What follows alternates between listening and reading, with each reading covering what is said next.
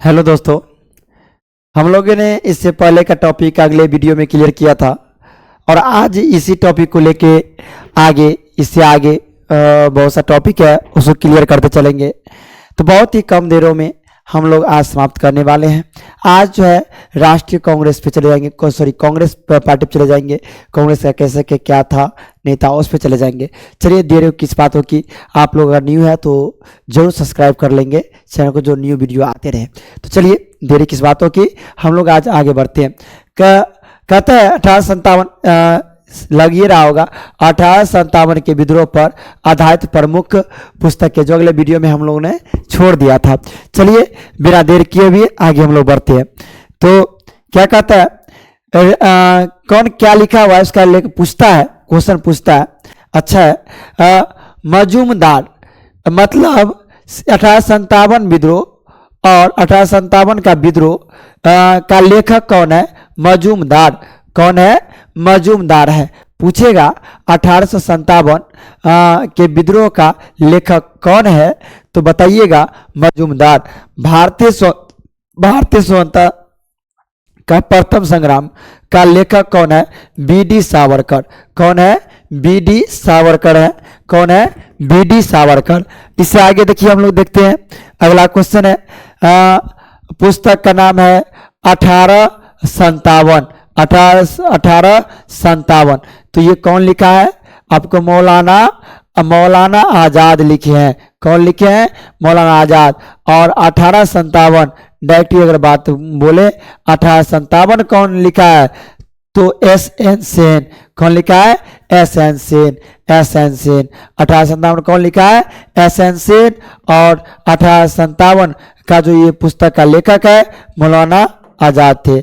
अब देखिए क्या कहता है, पुस्तक का नाम क्या है? The great rebellion. क्या था? The great rebellion. उसका लेखक कौन है? अशोक मेहता। कौन है? अशोक मेहता। कौन है? अशोक मेहता। रिबेलियन का कौन है? द ग्रेट रिबेलियन और रिबेलियन 1857। अब यहाँ पे इसका क्या है? कौन है? पीसी जोशी। पीसी जोशी जो कि ऑब्जेक्टिव में आपको पूछेंगे, आप लोग को याद होना चाहिए। चलिए आगे क्या कहता है सुनिए। अब the history of Indian mutiny मतलब म्यूटिनी, तो इसका कौन है लेखक? टी.आर. होम्स। कौन है? टी.आर. होम्स। कौन है इसका लेखक? टी.आर. होम्स है। अब बता दे, college of the Indian mutiny मतलब म्यूटिनी, इसका लेखक कौन है? सर सैयद अहमद खान। कौन है? सर सैयद अहमद खान। इसके बाद अगर चर्चा किया जाए तो आप लोग जानते हैं 1857 से जुड़े अन्य महत्वपूर्ण तथ्य क्या क्या था, आपको बता दे। उसमें जो भी चर्चा नहीं किए थे थोड़ा इसमें चर्चा कर लेते हैं। तो ये अच्छा पॉइंट है, का दिमाग पर रखेंगे। 1857 में हुई वेल्लोर की क्रांति को 1857 में क्रांति का पूर्वाभ्यास कहा जाता है। 1806 में हुई वेल्लोर क्रांति को 1857 की क्रांति का पूर्वाभ्यास कहा जाता है। और इतना ही नहीं, अगला जिसका नेतृत्व बलवंत राव फडके ने किया था। कौन? बलवंत राव फडके ने किया था। 1806 में वेल्लोर क्रांति को 1857 की क्रांति का क्या कहा गया था? पूर्वाभ्यास कहा जाता है। और ये बलवंत राव फडके ने किया था इसका। अब आगे देखिए क्या कहता है, 1857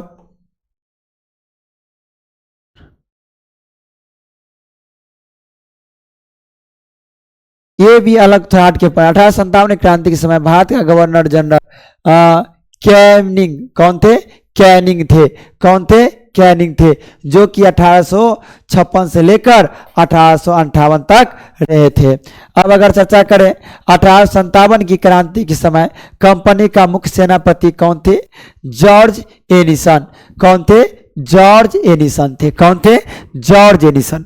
1857 की क्रांति के समय कंपनी का मुख्य सेनापति कौन थे? जॉर्ज एडिसन थे। कौन थे? George Edison.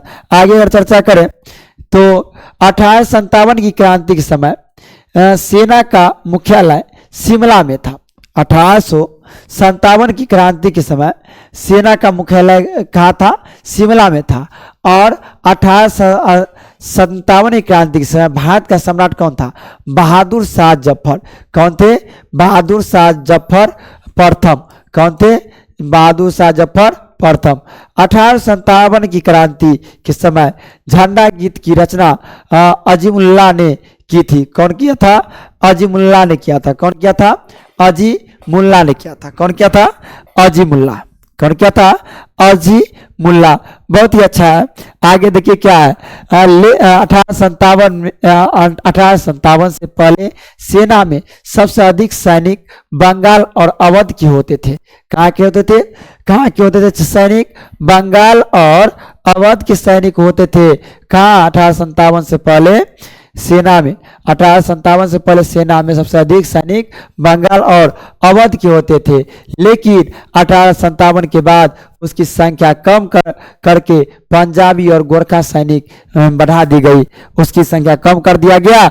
और ये पूछेगा बंगाल और अवध के होते थे पहले, 1857 से पहले का सेना कहाँ के होते थे?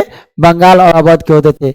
लेकिन 1857 के बाद उनकी संख्या कम करके पंजाबी और गोरखा की सैनिकों की संख्या क्या कर दी गई? बढ़ा दी गई। इतना ही नहीं, आपको मालूम होना चाहिए 1857 की क्रांति में सबसे पहले कर्नल थे, कर्नल फिनिक्स को गोली मारी गई थी। 1857 क्रांति में सबसे पहले किसको गोली मारा गया था? कर्नल फिनिक्स को क्या मारा गया था? गोली मार दी गई थी। चलिए आगे की ओर क्या कहता है सुनिए, पूरा याद रखिएगा। भारतीय राष्ट्रीय कांग्रेस, आपको मालूम होना चाहिए।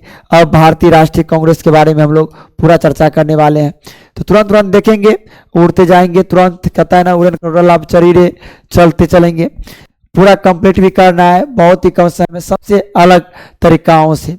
अब क्या कहता है? भारतीय राष्ट्रीय कांग्रेस, इंडियन नेशनल कांग्रेस जिसका नाम है। अब देखिए, कांग्रेस शब्द को उत्तरी अमेरिका से लिया गया है। कांग्रेस शब्द, इसका पूरा जीवनी के बारे में चर्चा करते हैं। कांग्रेस शब्द कहाँ से लिया गया है? उत्तरी अमेरिका से लिया गया है। कहाँ से लिया गया है?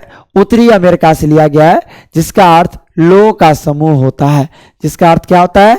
लोगों का समूह होता है। कांग्रेस शब्द कहाँ से लिया गया? आप लोग बताइएगा। अमेरिका से लिया गया। कौन सा?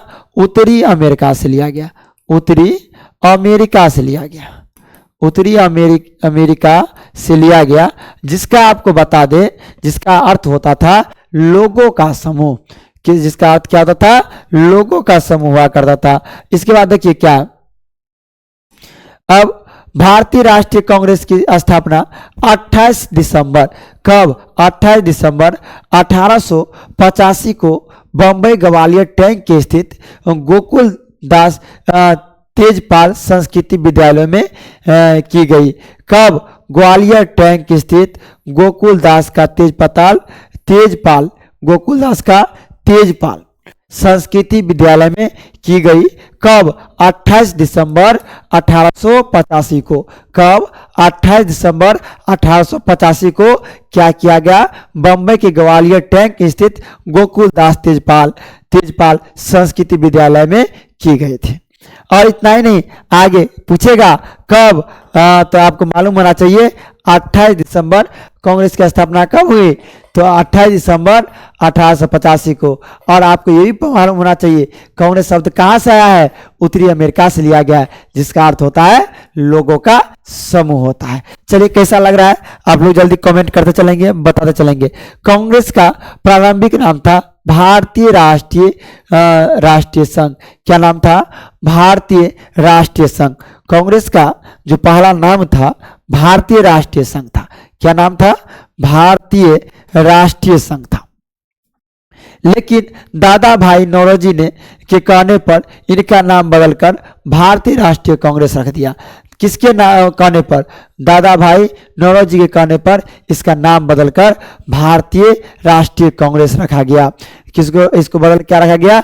भारतीय राष्ट्रीय कांग्रेस रखा गया। इसके बारे में हम लोग पूरा पूर्ण विस्तार, किसके कहने पर? पहले नाम था भारतीय राष्ट्रीय संघ, जिसका अब देखिए इसका नाम बदल के क्या रखा गया?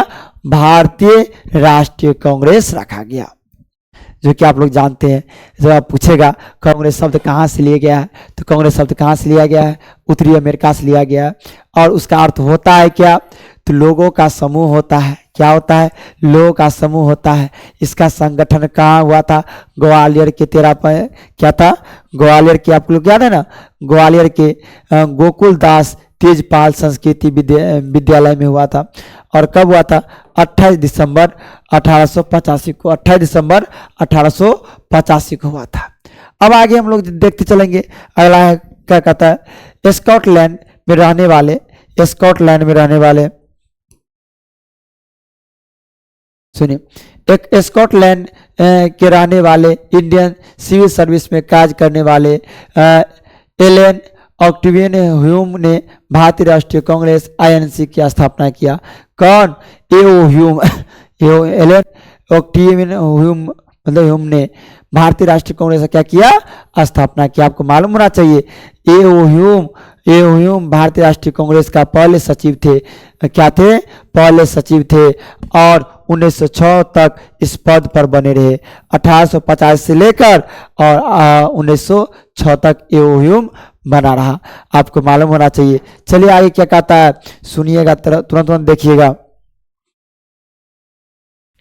कांग्रेस के राष्ट्रीय कांग्रेस बारे में जानते हैं ना, संघ था तब राष्ट्रीय कांग्रेस बन गया। आप देखिए, भारतीय राष्ट्रीय संघ पहले नाम था, 1885 में यही नाम था। भारतीय राष्ट्रीय संघ का गठन 1884 में एओ ह्यूम और एक अंग्रेज और एक सेवानिवृत्त सिविल सेवक द्वारा विभिन्न राष्ट्रीय नेताओं के सहयोग किया गया था, जिन्होंने दिसंबर 1885 में पुणे में एक सम्मेलन में आयोजन किया था। कहाँ पे? 1885 में कहाँ सम्मेलन हुआ था?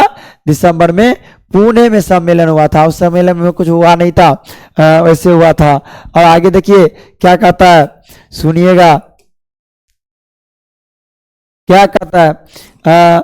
राष्ट्रीय कांग्रेस का पहला अधिवेशन कलकत्ता के एक विवृद्ध वकील डब्ल्यू.सी. बनर्जी की अध्यक्षता में की गई। किसकी अध्यक्षता में? कोलकाता में किया। अध्यक्षता में बम्बई के गोकुल दास तेजपाल संस्कृति कॉलेज में हुआ था। बम्बई के गोकुल दास तेजपाल संस्कृति कॉलेज में इसका हुआ था। डब्ल्यू.सी. बनर्जी का अध्यक्षता में। सचिव कौन थे?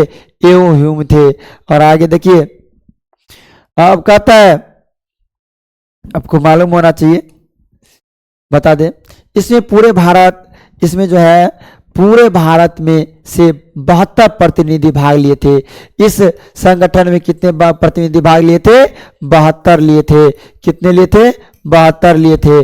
1885 के बाद कांग्रेस की हर साल बैठक होने लगी और इसका मुद्दा मध्यम वर्ग के भारतीयों के बीच तेजी से फैल गया। मध्यम वर्ग के भारतीयों के बीच क्या हो गया?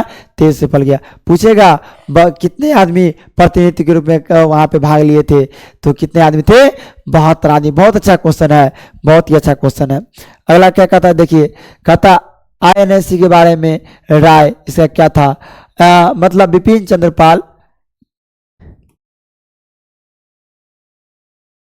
बिपिन चंद्रपाल आईएनसी बुलबुले के साथ खेल रही है। और क्या कहता है, अरविंद घोष आईएनसी भीख मांगने वाला संस्था है।